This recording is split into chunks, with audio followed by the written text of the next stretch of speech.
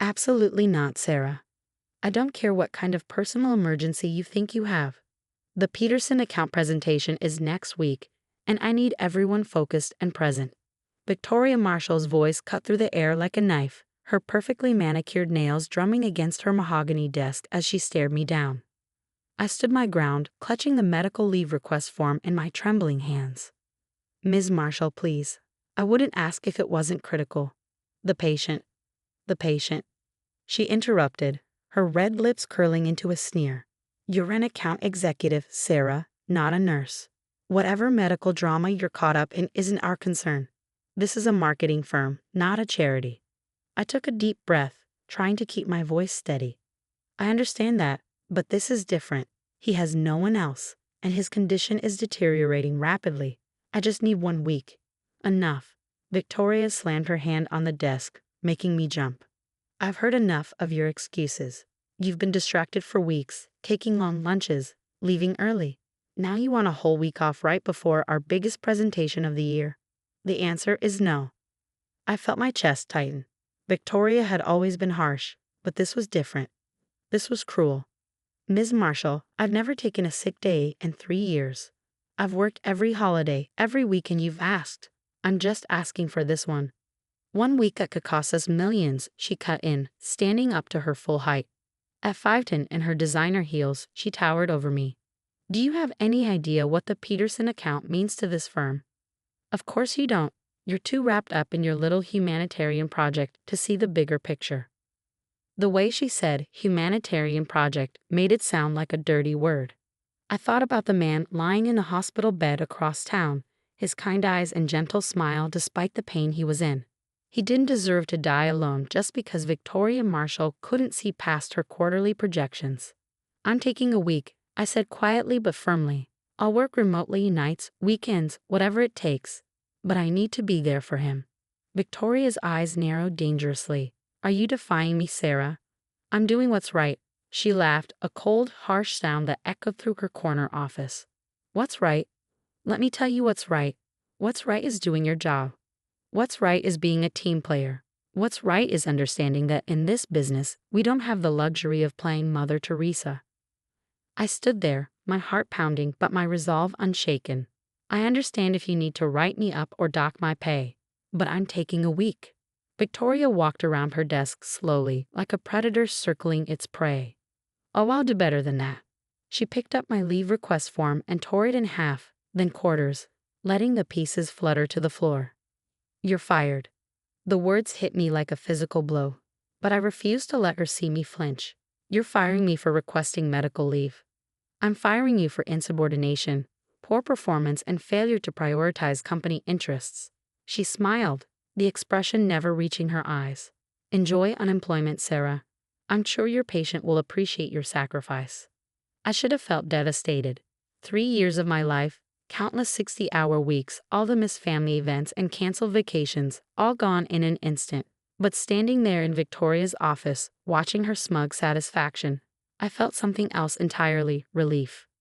Thank you for making this decision easier, I said, turning to leave.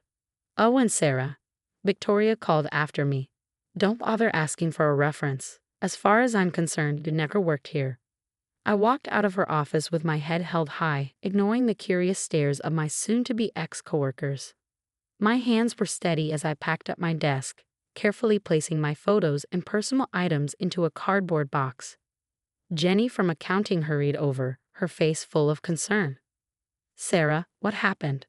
I heard raised voices. Victoria fired me, I said simply, wrapping my favorite coffee mug in newspaper. What? She can't do that. Not over medical leave. I smiled at Jenny's outrage.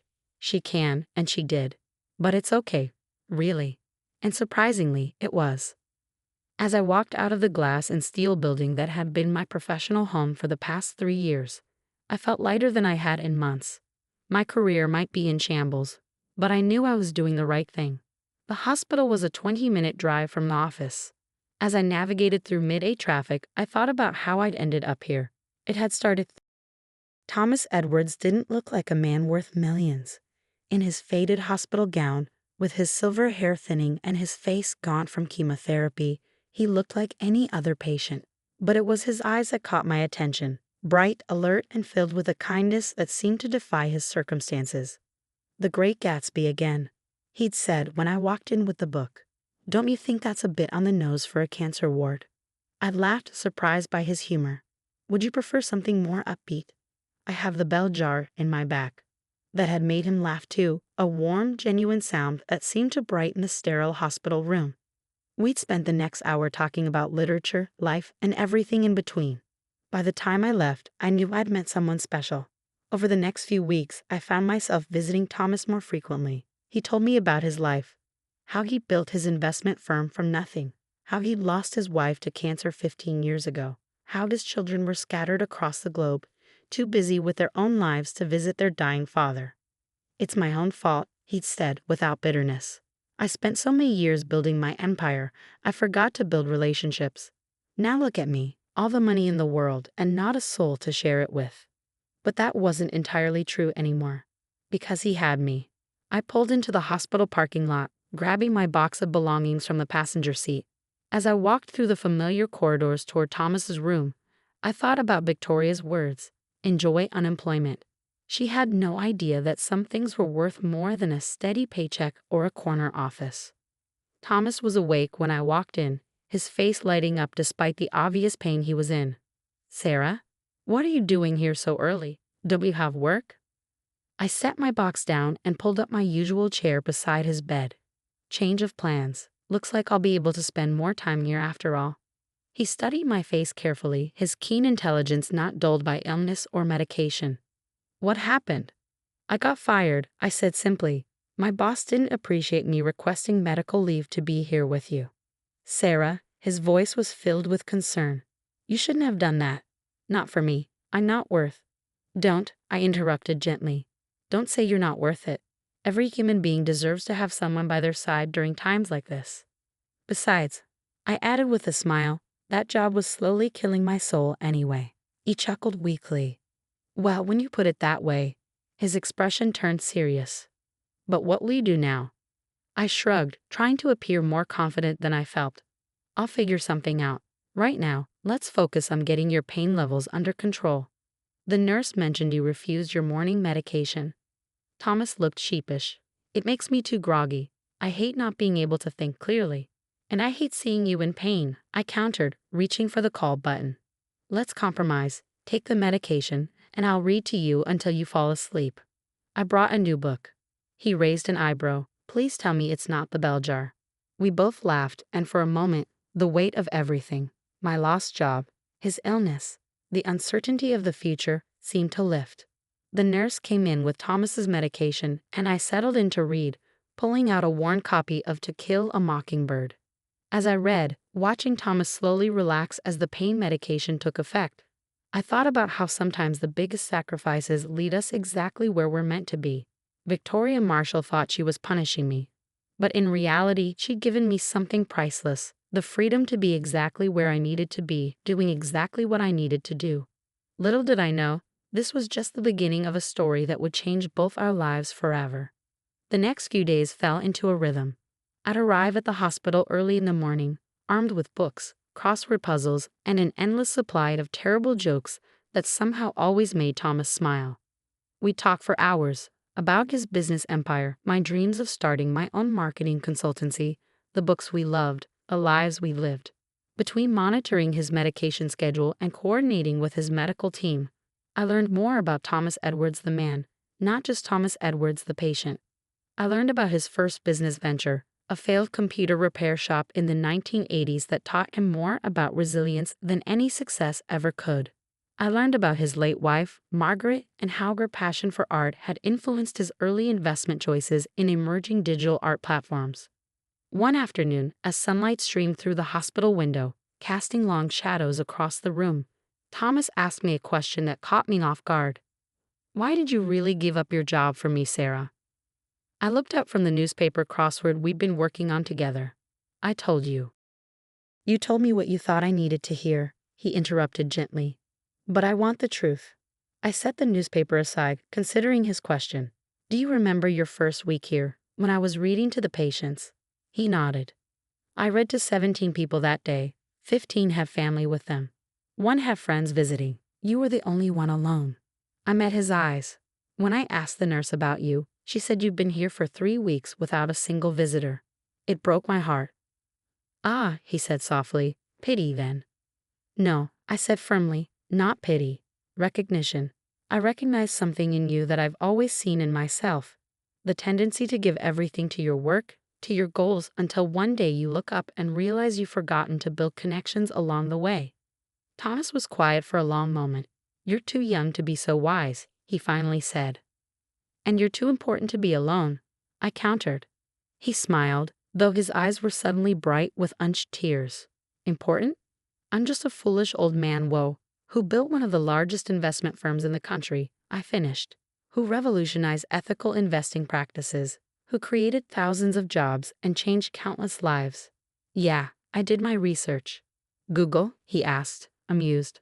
LinkedIn, actually. Your profile needs updating, by the way. We both laughed, and the heavy moment passed. But something had shifted between us. A deeper understanding, a recognition of kindred spirits despite our differences in age and circumstances. As the week progressed, Thomas's condition began to deteriorate more rapidly. The doctors spoke in hushed tones about making him comfortable and managing expectations. But Thomas himself remained clear-eyed and determined. Sarah, he said one evening as the hospital settled into its nighttime routine, I need you to do something for me. Anything, I replied, and I meant it. In my briefcase, the one my secretary brought last month, there's a letter. I need you to deliver it for me. I found the briefcase tucked away in his room's small closet, its leather worn but still elegant. Inside was a sealed envelope, addressed simply to Victoria Marshall, CEO, Marshall and Associates Marketing. My heart stopped. Thomas. Yes, he said, watching my reaction carefully. Victoria Marshall, your former boss. Though she doesn't know it, her company's recent success is largely due to my firm's quiet investment and guidance. I stared at the envelope in my hands, my mind racing. You knew? All this time, you knew where I worked. He nodded. I recognized your company ID card that first day. I've been following Marshall and Associates' progress for years. It's one of my more interesting investments. Why didn't you say anything? Because I wanted to get to know you as Sarah, not as an employee of a company I partially own. He shifted in his bed, wincing slightly. And I'm glad I did. It showed me exactly who you are, someone who would give up everything to help a stranger, even when it costs you dearly. I sat down heavily in my chair, the envelope feeling suddenly heavy in my hands. What's in the letter? The truth, he said simply. About investment strategies, about company direction, about leadership. He paused, his expression hardening slightly. About how true success isn't measured in quarterly profits or market share, but in how we treat people. I looked at the envelope, then back at Thomas. When do you want me to deliver it? Tomorrow, he said. I think it's time Victoria Marshall learned a few things about the real costs of success. As I left the hospital that night, the letter safely tucked in my bag, I couldn't help but wonder what tomorrow would bring. Victoria Marshall had tried to break me, thinking she held all the power. But sometimes, life has a way of evening the score, not through revenge or malice, but through simple truth and justice. Little did Victoria know, her world was about to change forever, and I had a front row seat to watch it happen. The next morning, I stood in front of Marshall and Associates' gleaming office building, Thomas's letter clutched in my hand. The same security guard who had wished me good morning every day for 3 years now looked at me apologetically. I'm sorry, Ms. Collins, but you're not on the approved visitor list anymore. Ms. Marshall's orders. I smiled, pulling out my phone. Could you please call up to Victoria's office? Tell her I have a letter from Thomas Edwards. The guard's eyes widened slightly at the name. Clearly, he recognized it. After a brief call, he handed me a visitor's badge, his expression puzzled. Ms. Marshall will see you immediately. The elevator ride to the 20th floor felt surreal. Just a week ago, I'd been rushing up here, juggling presentation materials and coffee, desperately trying to balance my work life with my volunteer commitments. Now I was calmer than I'd ever been, knowing that what happened next would change everything. Victoria's assistant jumped up when I stepped out of the elevator.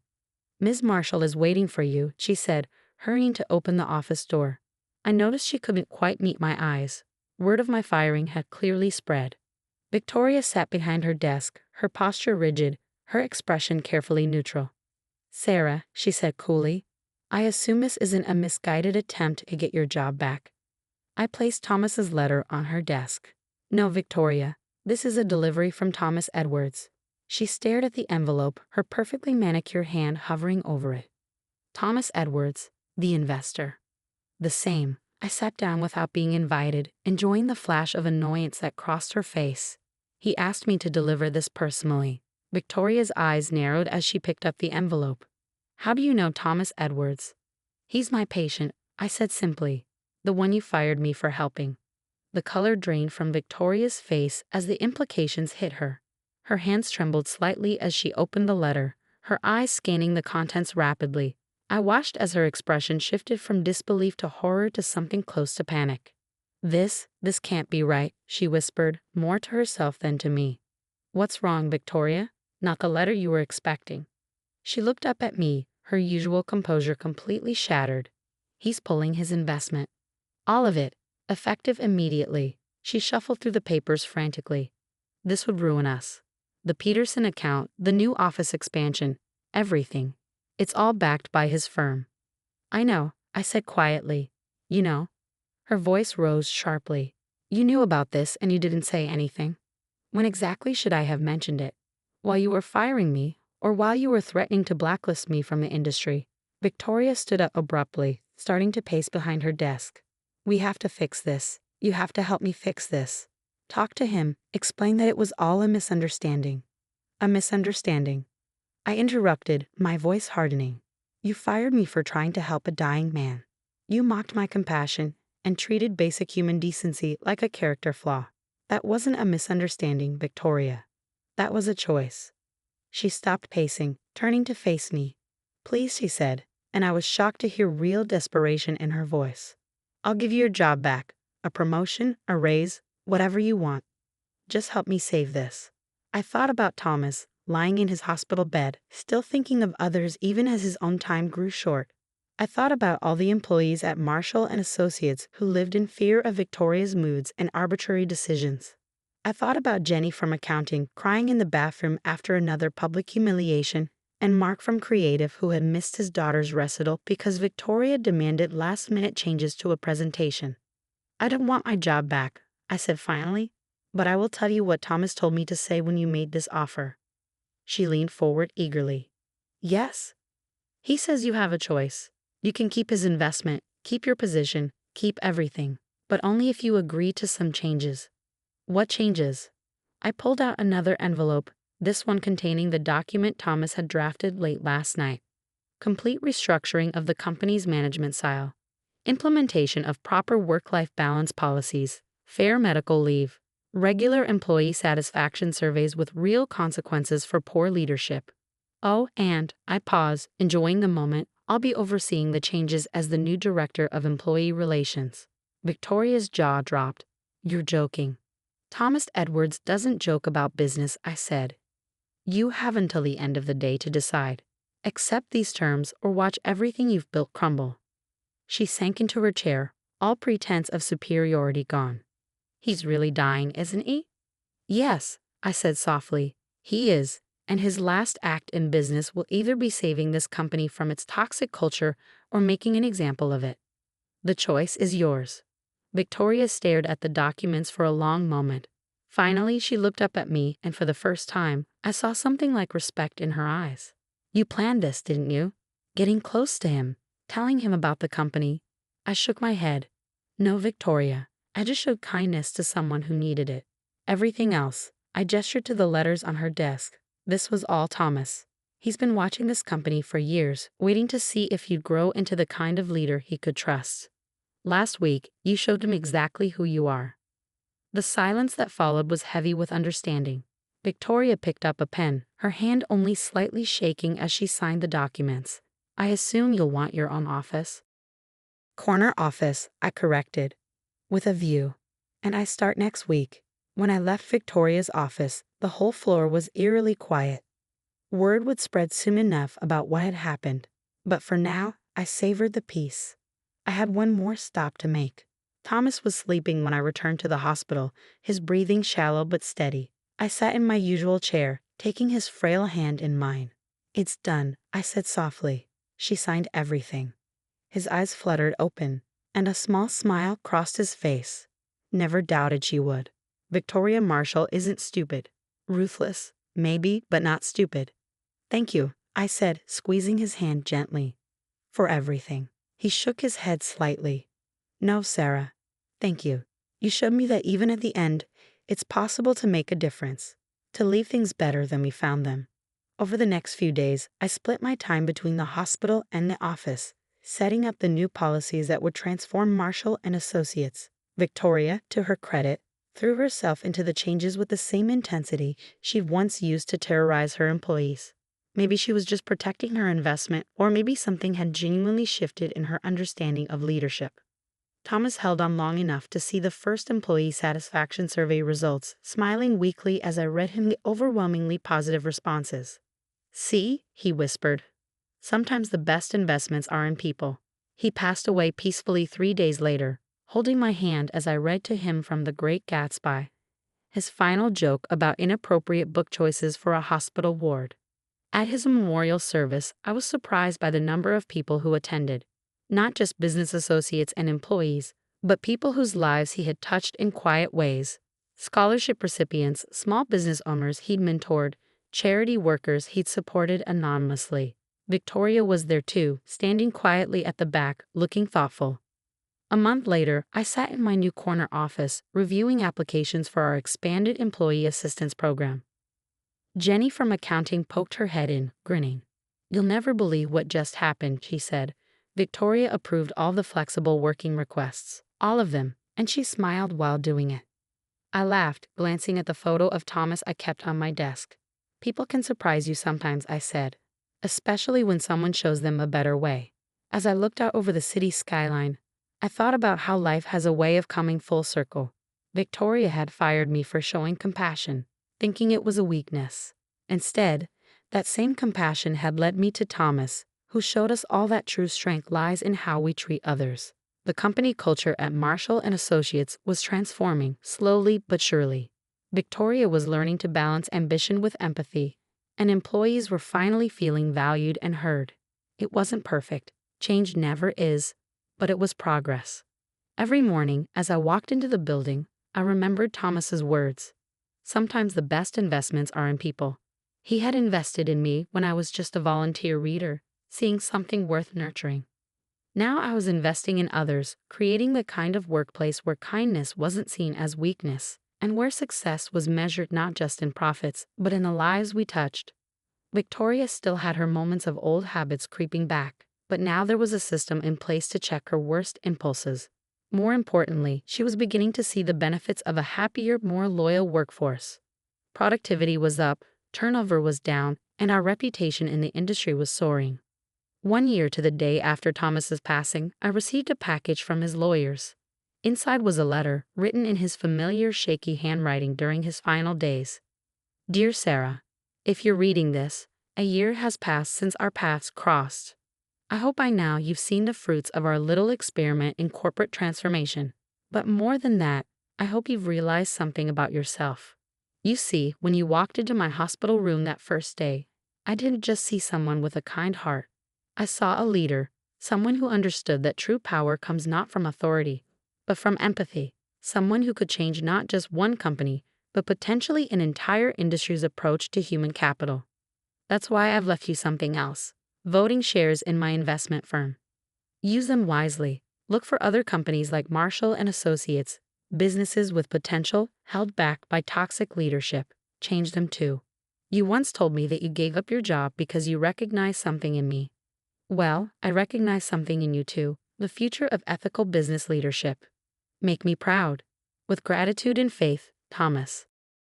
I sat in my office for a long time after reading that letter, watching the sun set over the city. In my inbox were dozens of emails from other companies asking about our transformation, wanting to know our secret. On my desk were reports showing record profits alongside unprecedented employee satisfaction scores. Victoria knocked on my door, holding 2 cups of coffee, a peace offering that had become our weekly tradition. Good news, she said, handing me a cup. The Peterson account just renewed their contract. They said it's because of our new corporate culture initiatives. I smiled, thinking of that day a year ago when she fired me over this same account. Funny how things work out, isn't it? She nodded, looking thoughtful. You know, I never thanked you properly for what you and Thomas did. You could have destroyed this company, but instead you saved it. Saved me too, if I'm being honest. Thank Thomas, I said softly. He believed in the power of second chances. And third and fourth, Victoria added with a wry smile. I should know. As she left my office, I looked again at Thomas's letter. Make me proud, he'd written. But I knew he already was proud, not just of me, but of every person in this building who had embraced change, who had learned to balance profit with compassion, who had discovered that success and kindness weren't mutually exclusive. Tomorrow, I would start looking at other companies, seeking out those who needed the same transformation.